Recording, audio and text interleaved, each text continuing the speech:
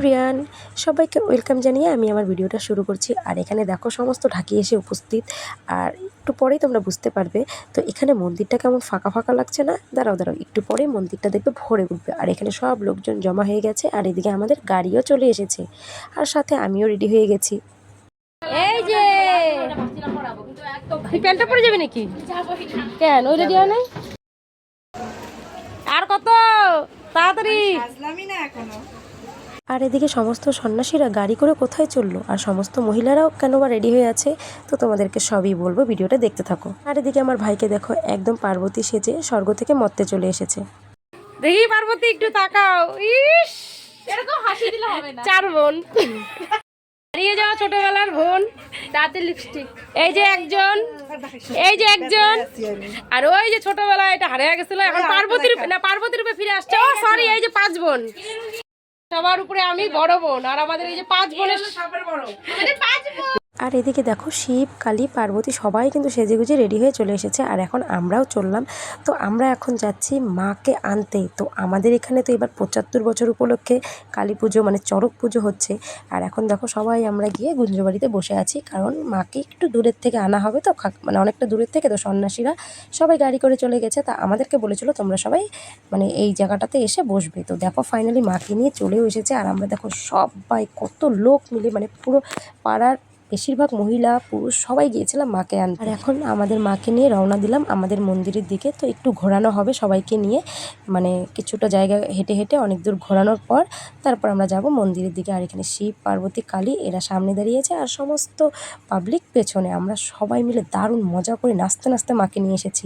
আর হ্যাঁ, তোমরা মার মুখটা দেখো তো, সত্যি অসাধারণ, অপূর্ব এক কথা যাকে বলে, দারুণ হয়েছে প্রতিমা মায়ের মুখটা। আর এখন আমাদের নাচটাও তো দেখো।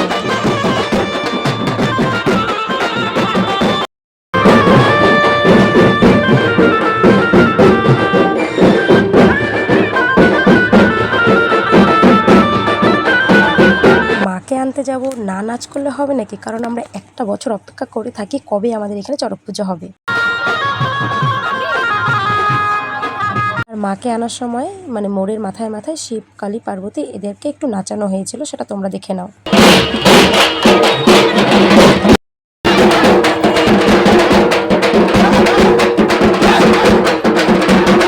আমরাও কিন্তু ফাটিয়ে ডান্স করেছি। আর এখন চলে আসলাম আমাদের পাড়ার মোড়ে, এখানে না নাচলে হবে নাকি?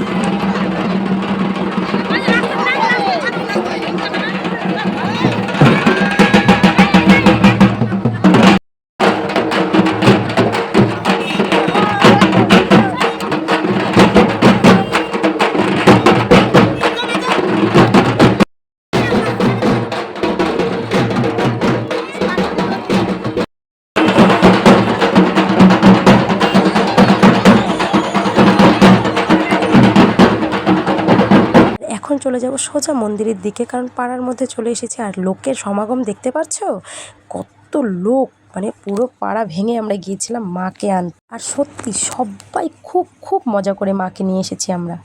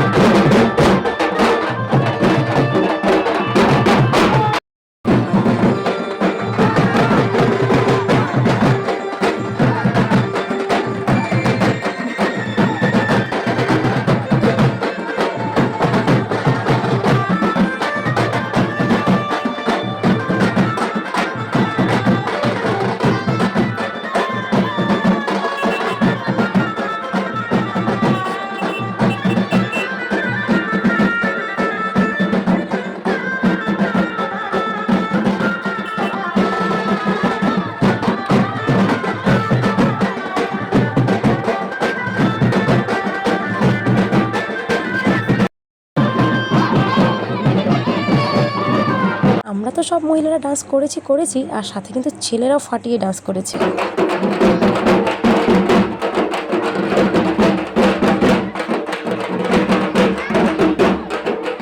হচ্ছে মাকে বরণ করে নেওয়ার পালা। তো যার যেটা মানসিক থাকে সে সেটা আজকের দিনেই মাকে দিয়ে দেয়। তো এই যে দেখতে পাচ্ছ একজন ভদ্রলোক, উনি হলো মাকে রূপোর জিভ দান করেছে, আর অনেকে সোনার টিপ, চোখ, অনেক কিছুই দিয়েছে। আর আর জানো তো আমাদের মন্দিরের এই মা খুবই জাগ্রত।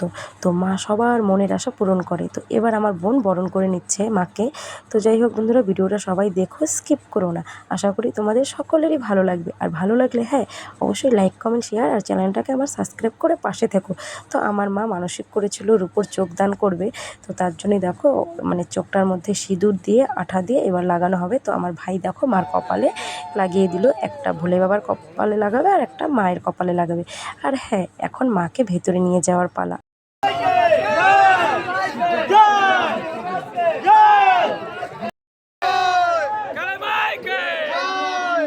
তোমাদেরকে তো ভিডিওর শুরুতেই বলেছিলাম মন্দিরটা কেমন ফাঁকা ফাঁকা লাগছিল। তো দেখো এখন মন্দিরটা পুরো মায়ের রূপে ভরে উঠেছে।